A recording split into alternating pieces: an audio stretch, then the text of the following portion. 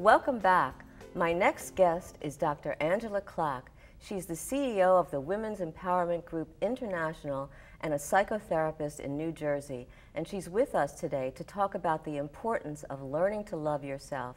Welcome, Dr. Clack. Thank you. Learning to love yourself. How easy is that? People think that it's not that easy, and oftentimes they don't know what to do to really feel good about themselves. There's lots of self-criticism.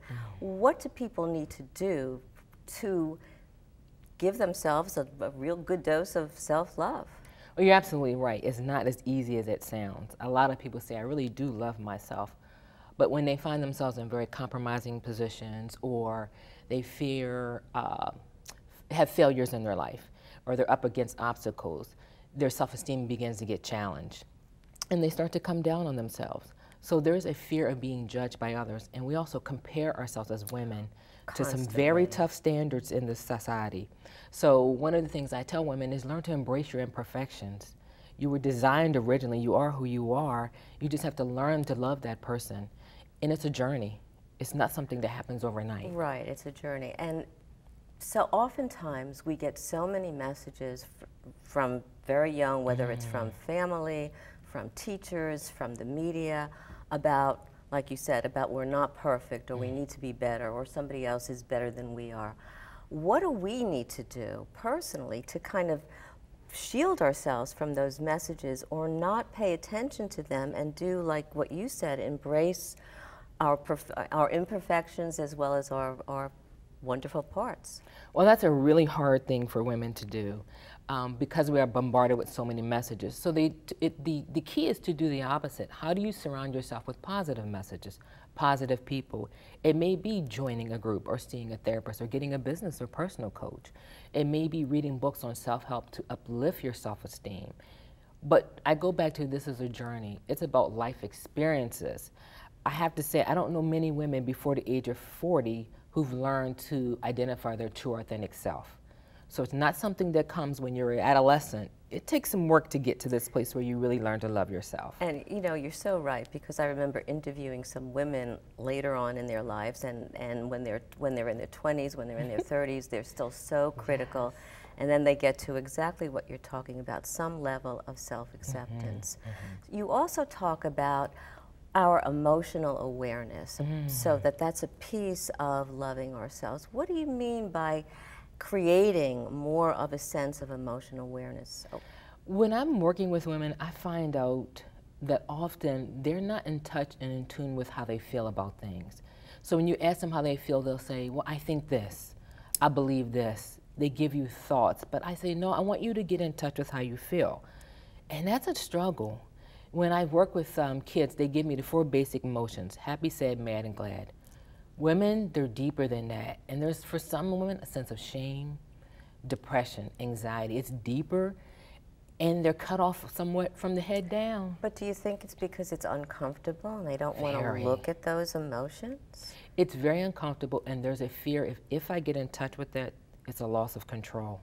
And also, right, and if I get in touch with it, who knows what's going to happen? It's going to open up this watershed of all those uncomfortable feelings that I've been pressing and pushing down. Yes. And how many of us want to be in a vulnerable position? Not many. Although I think that being vulnerable is a real core strength.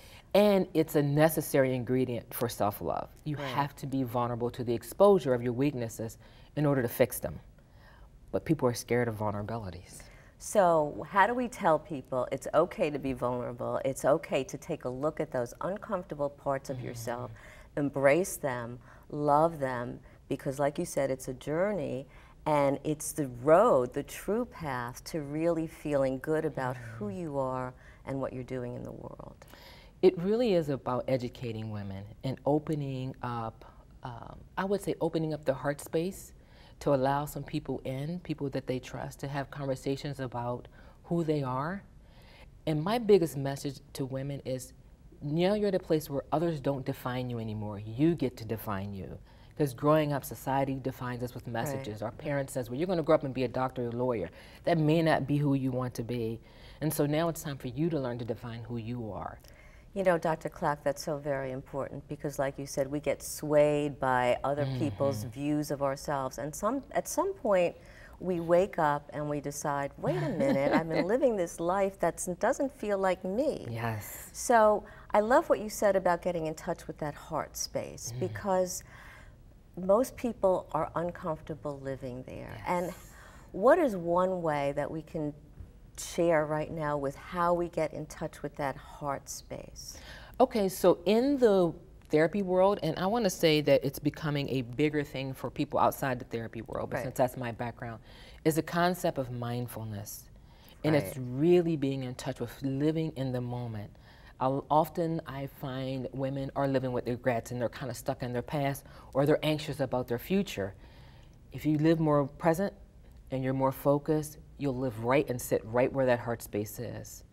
So don't worry about what happened yesterday because it's over with. You're not going to be able to change it. And don't project something onto the future because if you're staying in that wonderful space, like you say, that heart space, that living here now, life is so much better. Dr. Clack, you are wonderful and you have such a resource of information, not just for women, but for children and families and couples. Thanks so much for being here. Thank you. Thank you for the invitation. My pleasure. Just ahead, we'll look at a new documentary that's exposing the truth about how to truly become a successful woman and an entrepreneur when Power Your Life returns.